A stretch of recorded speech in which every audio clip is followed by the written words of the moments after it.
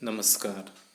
मी प्राध्यापक Santosh Mengal, Abasaheb Marathi arts and new commerce science college Rajapur, जिल्हा रत्नागिरी. आज आपण तृतीय वर्ष वाणिज्य या वर्गाच्या निर्यात विपणन या विषयातील निर्यात विपणनाची जागतिक चौकट या प्रकरणातील व्यापारी अडथळे या घटकावर चर्चा करणार आहोत.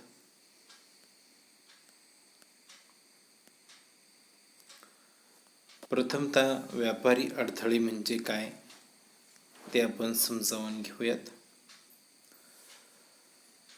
आंतरराष्ट्रीय व्यापाराची प्रत्येक देशाला गरज असते. देशाच्या विकासासाठी आयातीची गरज असते. परंतु जर निर्यातीच्या तुलनेत आयात वाढत चालली तर त्याचा अर्थव्यवस्थेवर वाईट परिणाम होतो. प्रतिकूल व्यापारशी परिस्थिती त्या देशामध्ये निर्माण होते. तो देश कर्जबाजारी होऊ लागतो आणि त्या देशातल्या चलनाचे अवमूल्यन होते. हे सर्व टाळण्यासाठी प्रत्येक देश निर्यातीच्या तुलनेमध्ये आयात कमी करणे, त्याचबरोबर निर्यातीला प्रोत्साहन देणे, आयातीवर निर्बंध घालणे अशा गोष्टी करीत असतो. त्यामुळे मुक्त व्यापारामध्ये अडथळे निर्माण होतात. WTOच्या नियमाप्रमाणे अशा प्रकारची सर्व बंधने किंवा निर्बंध हे काढून टाकले जात आहेत.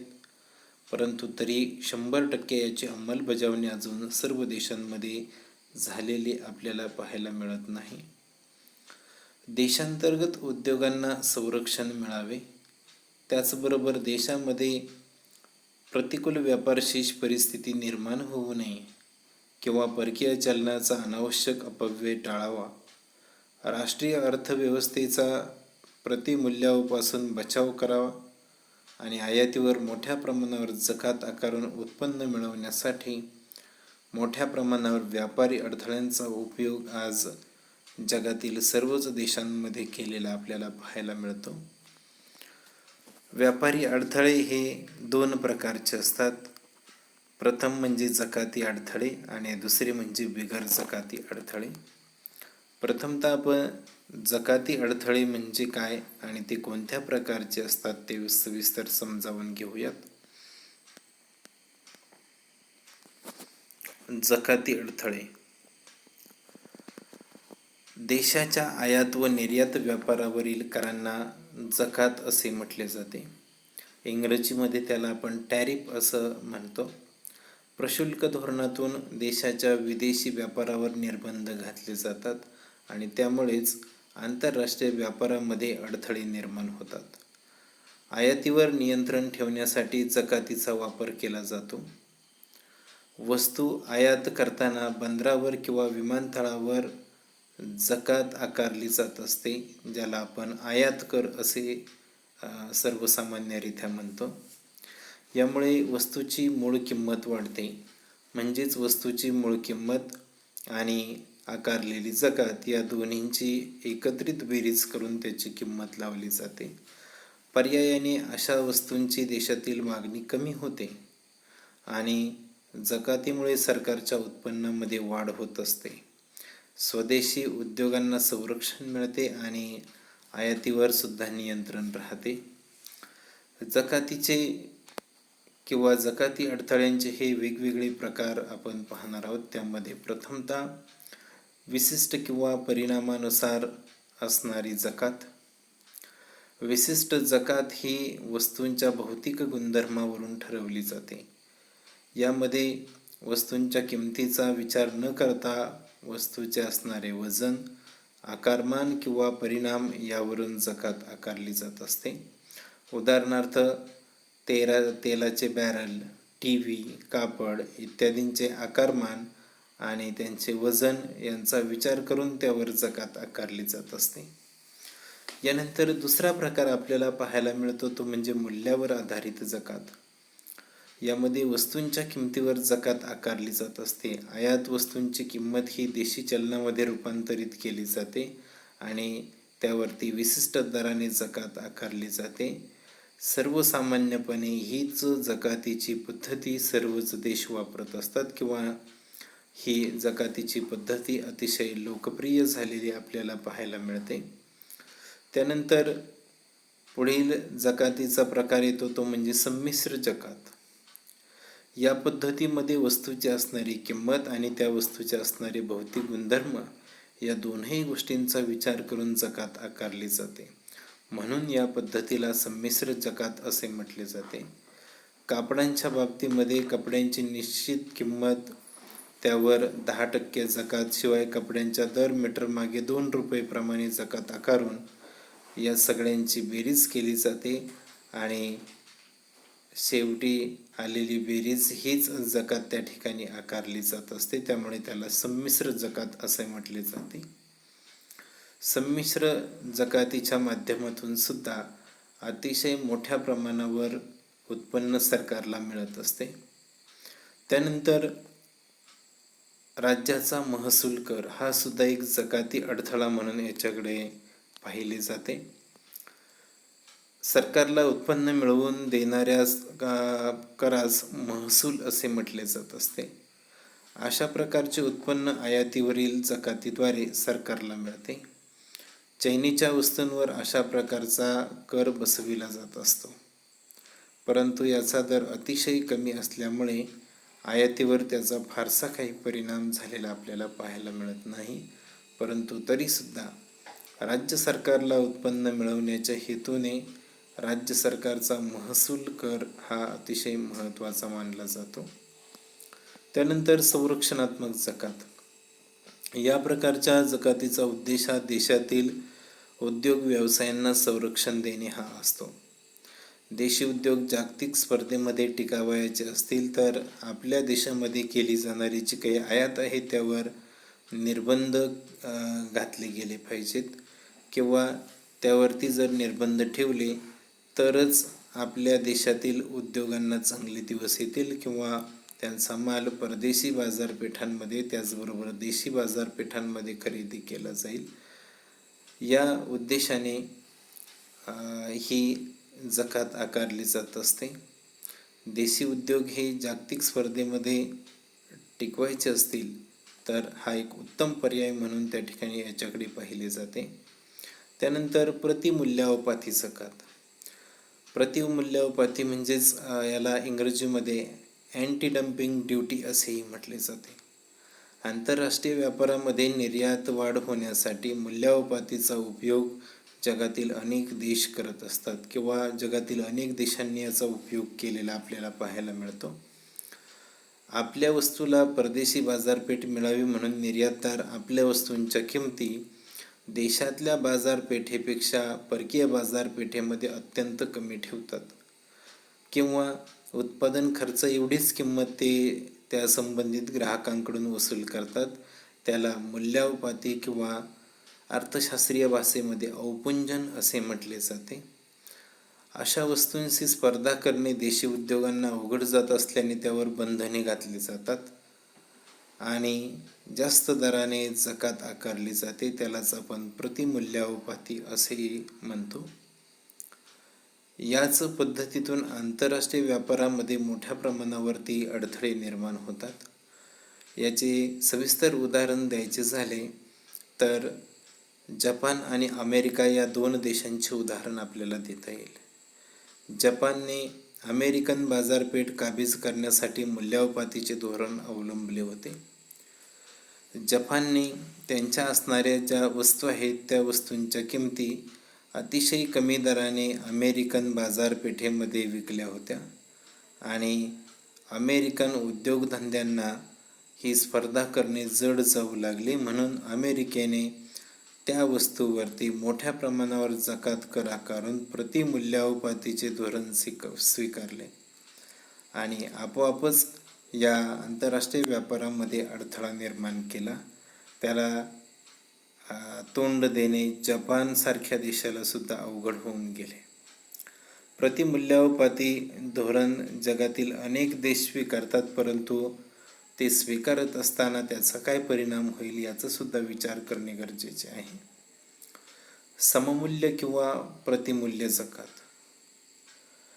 सममूल्य जकातीलाच प्रतिमूल्य जकात असेही म्हटले जाते. निर्यात देश निर्यातदाराला विविध सवलती देतात.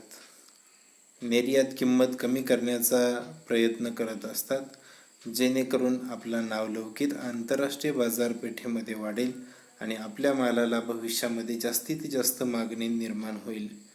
परंतु आयात देश देशी उद्योगांना संरक्षण मिळावे म्हणून वस्तूवर जास्त कर आकारत असतात. थोडक्यात हा जकातीचा प्रकार प्रतिमूल्यावर प्रति जकातीप्रमाणेच आपल्याला पाहायला मिळतो. त्यामुळे सममूल्य जकात किंवा प्रतिमूल्य जकात ही सुद्धा निर्यातीच्या दृष्टिकोनातून अतिशय महत्त्वाचा भाग बनलेली आहे. यानंतर शेवटचा जकाती अडथळा या ठिकाणी आपण पाहणार आहोत, तो म्हणजे एकस्तंभी किंवा दुस्तंभी जकात. जेव्हा सर्वच देशांना आयात कर हा सारख्याच प्रमाणामध्ये लावला जातो तेव्हा त्याला एकस्तंभी जकात असे म्हटले जाते. आणि ज्या देशामध्ये सर्व देशांना आयात कर हा सारखाच वापरला जात नाही, कमी अधिक प्रमाणामध्ये तो वापरला जातो किंवा लावला जात असतो, त्याला आपण दुस्तंभी जकात असे म्हणतो. देशादेशांमध्ये एकस्तंभी जकातीमध्ये कोणत्याही प्रकारचा भेदभाव केला जात नाही, परंतु दुस्तंभी जकातीमध्ये मात्र देशादेशांमध्ये भेदभाव केला जातो. व्यापारी गटानुसार अग्रक्रम दिला जात असतो. त्यामुळे आपोआपच व्यापारी गटातील राष्ट्रांना जास्त सवलती मिळतात. जे सदस्य किंवा जे देश त्या व्यापारी गटातील सदस्य नाहीत त्यांना सवलती मिळत नसल्याने त्या देशामध्ये माल विकणे जिकरीचे होऊन जात असते. यानंतर बिगर जकाती अडथळे यावरती आपण सविस्तर माहिती घेणार आहोत. बिगर जकाती अडथळे म्हणजे काय? गॅट करारामुळे सभासद राष्ट्रांना जकातीवर सवलती मिळू लागल्या. याचा फायदा फक्त विकसित राष्ट्रांना झाला, कारण विकसित देशांनी अनेक मार्गांनी विकसनशील देशांकडून किंवा अविकसित देशांकडून आपल्या देशांना होणारी आयात ही कमी करण्याचा प्रयत्न केला. त्यातून आंतरराष्ट्रीय व्यापारामध्ये जे अडथळे निर्माण झाले त्याला आपण बिगर जकाती अडथळे असे म्हणतो. अशा प्रकारचे बिगर जकाती अडथळे अधिक धोकादायक असतात, कारण त्यात अनिश्चितता असते. जकाती अडथळे एका वेळेस परवडतात, कारण त्याची कल्पना अगोदर विकसनशील देशांना किंवा अविकसित देशांना येत असल्याने त्या देशांना निर्यात करायची किंवा नाही याचा निर्णय अगोदर घेता येतो. परंतु बिगर जकाती अडथळे हे मात्र याची पूर्वकल्पना नसल्यामुळे धोकादायक ठरतात. या अडथळ्यांमध्ये प्रथमतः समावेश होतो तो म्हणजे कोटा पद्धती. आंतरराष्ट्रीय व्यापारामध्ये नियंत्रण ठेवण्याचे हे एक महत्त्वाचे साधन म्हणून त्याच्याकडे पाहिले जाते. त्याला दुसऱ्या भाषेमध्ये आयात कोटा ठरविणे असेही म्हटले जात असते. एखाद्या वस्तूची देशात होणारी आयात किंवा आयात किती मर्यादेपर्यंत असावी, म्हणजेच आयात वस्तूची एका ठराविक कालावधीमध्ये किती नग किंवा परिमाणे खरेदी करावीत, त्याचबरोबर ती खरेदी करत असताना कोणत्या प्रतीची असावी त्यावर संख्यात्मक मर्यादा घालणे, यालाच आपण आयात कोटा ठरविणे असं या ठिकाणी म्हणू शकतो. आयात कोट्यामध्ये पुन्हा उपप्रकार आपल्याला पाहायला मिळतात. त्यामध्ये प्रथमतः आयात जकात कोटा हा प्रकार पाहायला मिळतो. यामध्ये विशिष्ट मर्यादेपर्यंत आयात ही विना जकात असते, त्यावर किंवा कमी दराने जकात आकारली जाते आणि विशिष्ट मर्यादा ओलांडल्यानंतर जास्त दराने जकात आकारली जाते. त्याला आपण आयात जकात कोटा असे या ठिकाणी म्हणतो. त्यानंतर एकतर्फी जकात कोटा ही एक पद्धती कोटा किंवा प्रमाण पद्धतीमध्ये वापरली जात असते. या पद्धतीमध्ये देशातील सरकार विशिष्ट काळासाठी इतर राष्ट्रातील सरकारांशी पूर्ववाटाघाटी न करता आपणच आयातीची कमाल मर्यादा ठरवून घेते आणि त्यानुसार आयात करत असते. त्यानंतर द्विपक्षीय कोटा पद्धती ही सुद्धा प्रमाण पद्धतीतली किंवा कोटा पद्धतीतली एक उपपद्धती आहे. आयातदार देश आणि निर्यातदार देश परस्परांमध्ये वाटाघाटी करून कोटा ठरवित असतात. कोणत्या देशामध्ये कोणत्या वस्तूंची किती निर्यात करायची हे निश्चित असल्यामुळे राष्ट्रांमध्ये संशयाचे वातावरण निर्माण होत नाही किंवा वाद होत नाहीत किंवा कलह होत नाहीत. त्यामुळे आयातीतील स्थित्यंतरे व निर्यातदारांची मक्तेदारी या दोन्ही गोष्टी आपोआप टाळल्या जात असतात. त्यानंतर कोटा पद्धतीतील शेवटची पद्धती म्हणजे संमिश्र कोटा पद्धती. वस्तूच्या उत्पादनात कच्च्या मालाच्या वापराचे प्रमाण किती असावे व आयात केलेल्या कच्चा मालाचा हिस्सा किंवा त्याचे प्रमाण किती असावे हे ठरविले जाणे म्हणजेच संमिश्र कोटा पद्धती असे त्याला आपण म्हणू शकतो. यानंतर बिगर जकाती अडथळ्यातला पुढील अडथळा म्हणजे परवाना पद्धती. त्यालाच आपण आयात परवाना पद्धत असेही म्हणू शकतो. कोटा पद्धतीचे कार्य सुरक्षितपणे चालण्यासाठी या पद्धतीचा वापर अलीकडे जास्त वाढत आहे. स्वदेशातील व्यापाऱ्यांनी कोणता माल किती प्रमाणामध्ये आयात करावा याचा सरकारकडून परवाना घ्यावा लागतो.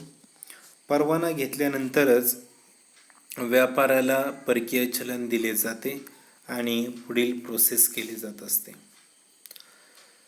त्यानंतर तिसरा बिगर जकाती अडथळा म्हणजे प्रशासकीय पद्धती, ज्याला कायदेशीर भाषेमध्ये किंवा व्यावसायिक भाषेमध्ये वकिलाती पद्धत असेही म्हटले जात असते. काही देश आयात कागदपत्रांच्या बाबतीमध्ये काटेकोर नियम पाळत असतात.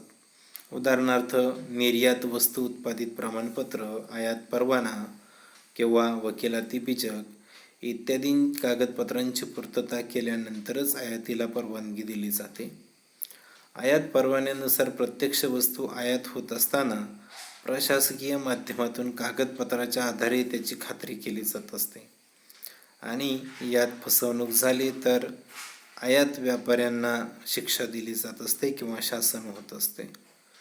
त्यानंतर पुढील बिगर जकाती अडथळा म्हणजे अग्रक्रम व्यवस्था. प्रत्येक देशात काही प्रमाणामध्ये आयात ही करावीच लागते. आयातीबरोबर निर्यात वाढावी म्हणून काही देश एकत्र येतात आणि परस्परांमध्ये आयात निर्यात व्यापार करत असतात. यामुळे व्यापार शेष समान राहतो. म्हणून अशा मित्र राष्ट्रांबरोबरच असा व्यापार त्या ठिकाणी वाढवावा लागत असतो. थोडक्यात व्यापारी गटातील सभासदांना यामध्ये जास्त अग्रक्रम दिला जात असतो. यानंतर विदेशी चलन नियंत्रण. आयातीवर निर्बंध ठेवण्यासाठी विदेशी चलनावर नियंत्रण ठेवल्यास आयात कमी होते. प्रतिकूल व्यापारशेष निर्माण होत नाही किंवा निर्माण होऊ नये यासाठी आयात करण्या अगोदरच विदेशी चलन नियंत्रण कक्षाकडून त्याचे प्रमाणपत्र घ्यावे लागते. त्यासाठी फेरा या कायद्याचे रूपांतर फेमा म्हणजेच फॉरेन एक्सचेंज मॅनेजमेंट ॲक्टमध्ये 1 मे 2000 रोजी करण्यात आले. त्यामुळे आयातीवर प्रभावी नियंत्रण करणे सहज शक्य होते. त्यानंतर पुढील बिगर जकाती अडथळा म्हणजे राज्य व्यापार महामंडळ. आयातीवर नियंत्रण ठेवण्यासाठी राज्य व्यापार महामंडळाची स्थापना केली गेली आहे व राज्याच्या सर्व आयात राज्याच्या गरजेप्रमाणे या महामंडळामार्फत करावी असे अपेक्षित असते आणि ती केली जाते. त्यामुळे आवश्यकता आणि गरजेनुसारच फक्त आयात केली जात असते. त्यामुळे राज्य व्यापार महामंडळाचे कार्य हे समतोल साधण्याच्या दृष्टिकोनातून अतिशय महत्त्वाचे मानले जावे. यानंतर पुढील बिगर जकाती अडथळा म्हणजे तांत्रिक नियंत्रण. तांत्रिक नियंत्रण हा बिगर जकाती अडथळा वापरताना वस्तूंचा दर्जा आणि गुणवत्ता विचारात घेऊनच आयातीस परवानगी दिली जात असते. यामध्ये चांगल्या दर्जाचा माल खरेदी केला जातो. विकसित देशामध्ये अशा प्रकारचे नियंत्रणे वापरून अविकसित आणि विकसनशील देशांचा माल बऱ्याच वेळेला नाकारला जात असतो. यानंतर आयाती अगोदर ठेव हा सुद्धा एक बिगर जकाती अडथळा आहे. काही देशांमध्ये आयातीच्या अगोदरच आयातीच्या किमतीएवढी 100% रक्कम त्या देशाच्या मध्यवर्ती बँकेमध्ये आयातदाराला जमा करण्यास सांगितले जात असते आणि ती रक्कम जमा केल्यानंतरच त्याला आयातीची परवानगी दिलेली असते. त्याला आयाती अगोदर ठेव असे या ठिकाणी म्हटले जाते आणि हा सुद्धा निर्यात व्यापारातील एक मोठा बिगर जकाती अडथळा म्हणून वापरला जाऊ शकतो. त्यानंतर आरोग्य आणि संरक्षणात्मक किंवा आरोग्य आणि संरक्षक बिगर जकाती अडथळा हा सुद्धा एक महत्त्वाचा भाग आहे. विकसनशील देशांपेक्षा आपल्या देशातला आरोग्यविषयक दर्जा उच्च असतो. या कारणाने विकसित देश विकसनशील किंवा अविकसित देशाकडून शेतमाल आणि इतर खाद्यपदार्थांच्या निर्यातीवरती अनेक निर्बंध घालतात. भारतामध्ये आलेली प्लेगची साथ आणि त्याचा आंतरराष्ट्रीय व्यापारावर झालेला अनिष्ट परिणाम हे याचे एक उत्तम उदाहरण म्हणून आपल्याला देता येईल. भारतीय निर्यातदारांना परदेशातील निर्यातदारांनी काही बंधने घातली होती. भारतीय निर्यातदारांना स्कर्टसाठी वापरलेले कापड हे ज्वालाग्रही आहे आणि हे आरोग्याच्या दृष्टिकोनातून धोकादायक आहे किंवा घातक आहे असे कारण दाखवून अमेरिकेतील भारतीय व्यापाऱ्यांना अडचणीत आणले होते. म्हणजेच आरोग्य आणि संरक्षक गोष्टी दाखवून सुद्धा बिगर जकाती अडथळे निर्माण करता येत असतात.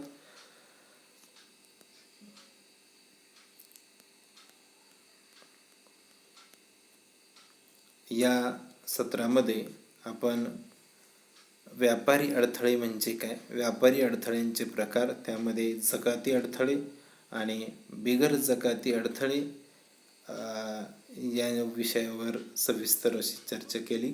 धन्यवाद.